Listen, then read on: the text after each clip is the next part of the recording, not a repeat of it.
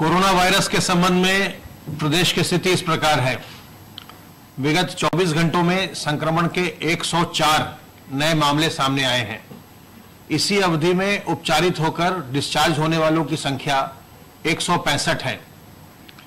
इस समय प्रदेश में एक्टिव इन्फेक्शन के केसेस की कुल संख्या 2521 है, जिनमें से 647 व्यक्ति होम आइसोलेशन में हैं, अर्थात अपने घर पर रहकर ही स्वास्थ्य लाभ कर रहे हैं। आज तक कुल मिलाकर जो डिस्चार्जेस हुए हैं उनकी संख्या अब बढ़कर के 5,91,359 हो गई है। ये 98.1% से अधिक का रिकवरी रेट चल रहा है। कोविड संक्रमित व्यक्तियों में से आज तक अर्थात पिछले मार्च में जब से ये संक्रमण प्रदेश में आया उससे लेकर आज तक 8,712 लोगों की मृत्यु हुई है। कल प्रदेश में 1,36,180 सैंपल्स की जांच की गई और अब कुल मिलाकर के 3,01,73,226 सैंपल्स की जांच की जा चुकी है।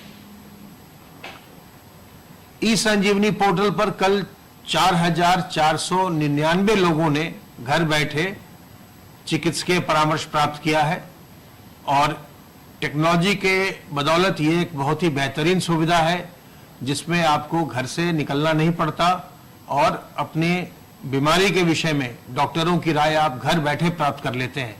इसका अधिकाधिक उपयोग करिए।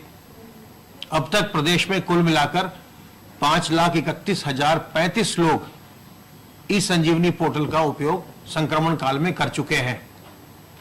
सर्वेलेंस की कार्रवाई निरंतर चल रही है और सर्वेलेंस, टेस्टिंग, आइसोलेशन ही हमारे ऐसे उपाय हैं जिनके माध्यम से हम संक्रमण को नियंत्रित रख पाते हैं। इसके अतिरिक्त जो लोग बाग बचाव के तरीके अपनाते हैं, अपने मुंह और नाक को ढक कर रखते हैं, हाथ को साफ रखते हैं साबुन पानी से या सैनिटाइजर से, और लोगों से सामाजिक दूरी 2 गज की दूरी बनाकर रखते हैं, इन्हीं तरीकों से संक्रमण को नियंत्रित रखा जाता है और नियंत्रित रखा जा सका है। जो सर्विलांस की कार्रवाई है उसके अंतर्गत अब तक हम 1,85,364 इलाकों में 5,11,526 टीम दिवस के माध्यम से 3,14,67,407 घरों का सर्विलांस कर चुके हैं और इनमें रहने वालों की संख्या 15,28,08,232 है। बहुत ही बड़ी संख्या में सर्विलांस का कार्य किया गया है प्रदेश में और निरंतर चल भी रहा है। आज भी प्रदेश में कोविड के लिए वैक्सीनेशन का कार्य जारी है। प्रत्येक बृहस्पतिवार और शुक्रवार को हम वैक्सीनेशन का कार्य करते हैं। आज भी प्रदेश में वैक्सीनेशन का कार्य हो रहा है और आज जो हमारे स्वास्थ्य कर्मी हैं उनको दूसरी डोज दी जा रही है। जिन्होंने पहली डोज अपनी लगवाई थी जनवरी के महीने में, उनकी आज ये दूसरी डोज उनको दी जा रही है। इसके अलावे जो हमारे स्वास्थ्य कर्मी छूट गए उनको आज एक आखिरी अवसर मॉपअप राउंड, उनका आखिरी मॉपअप राउंड भी हो रहा है कि जो भी स्वास्थ्य कर्मी पहले जब उनका क्रम आया था और नहीं ले पाए थे टीका, उन्हें आज आखिरी अवसर है कि वो अपना टीकाकरण करवा लें। इसके पश्चात अब स्वास्थ्य कर्मियों के लिए अवसर नहीं रहेगा क्योंकि उनके दूसरे डोज लगाने का कार्य भी प्रारंभ हो चुका है। जो हमारे फ्रंटलाइन के वर्कर्स हैं उनको भी हम लगभग उनकी पहली डोज का कार्य हम पूर्ण कर चुके हैं, लेकिन जो लोग बचे रह गए हैं उनके लिए हम 22 फरवरी को एक मॉपअप राउंड लेंगे जिसमें जो भी छूट गए हैं उन सबों को एक अवसर इस बात का दिया जाएगा कि वे टीका अपना लगवा लें, कोविड का वैक्सीनेशन करवा लें। और उसके पश्चात जब 25 तारीख को हमारे हेल्थ केयर वर्कर्स का सेकेंड डोज लगेगा, उस दिन भी हम एक फ्रंटलाइन वर्कर्स का छोटा मॉपअप करेंगे। जो थोड़े बहुत बच्चे कुचे रह जाएंगे हमारे, जो नहीं लगवा पाएंगे टीका, तो 25 फरवरी को एक हम सेकेंड मॉपअप का भी अवसर फ्रंटलाइन वर्कर्स को देंगे। अपने प्रदेश में टीकाकरण का कार्य काफी तेजी से चल रहा है और देश में सबसे अधिक कुल संख्या में स्वास्थ्य कर्मियों और फ्रंटलाइन वर्कर्स को मिलाकर के अपने प्रदेश में ही टीकाकरण किया गया है और हम लगातार इसमें लोगों का टीकाकरण जो प्राथमिकता बनी हुई है सरकार के द्वारा, भारत सरकार के द्वारा, उसके अनुसार हम तेजी से कर रहे हैं। लेकिन अभी बहुत ही बड़ी संख्या अभी बची हुई है। अभी तो हम केवल 11 लाख के आसपास हम अभी कर पाए हैं और बहुत ही ज्यादा संख्या में लोगों को करना है। इसलिए केवल वैक्सीन आ गई है, इससे किसी प्रकार के आश्वस्त होने का, निश्चिंत होने का, लापरवाह होने का अवसर बिल्कुल नहीं है।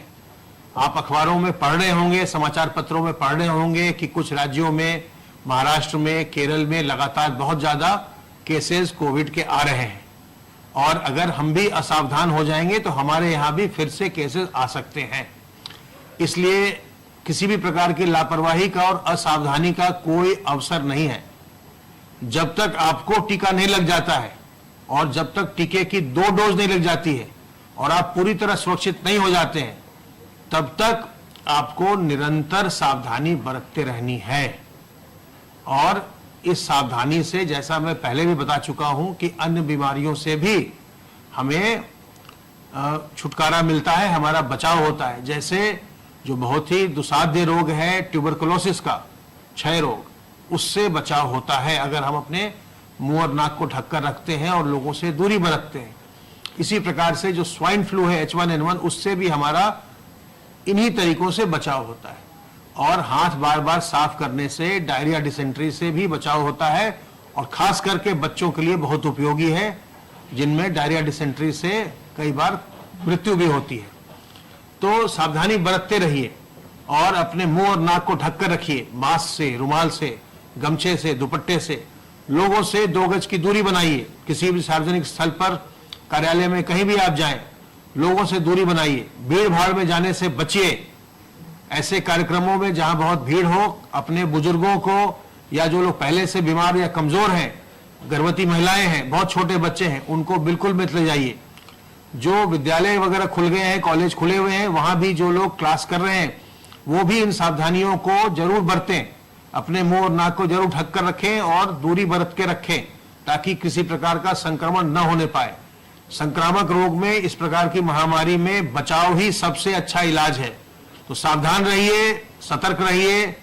किसी प्रकार की उलझन हो, हमारे हेल्पलाइन नंबर 1800 180 5145 पर फोन करिए।